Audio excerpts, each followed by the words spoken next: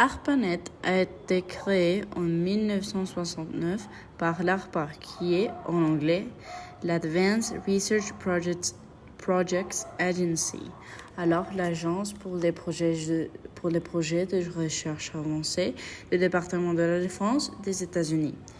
Il a été principalement développé pour connecter des ordinateurs des institutions universitaires et militaires. Ses objectifs étaient de partager des ressources informatiques à distance, en tout cas pour garantir la communication au sein des États-Unis en cas de destruction des infrastructures.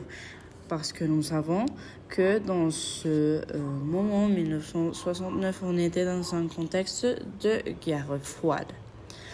Leur technologie clé était notamment la commutation de paquets, c'est-à-dire que l'information ne se partageait pas par des circuits, comme par exemple l'information 1 dans le circuit 1, information 2 dans le circuit 2, mais des petits morceaux d'une même information étaient envoyés séparément, indépendamment, dans des différentes routes, on pourrait le dire comme ça, et cela évitait à son...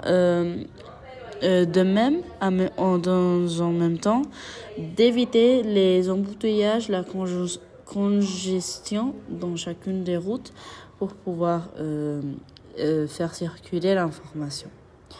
Et aussi, l'ARPANET a été marqué par la création des protocoles de communication comme le NCP, le Network Control Protocol, et après le TCP et IP.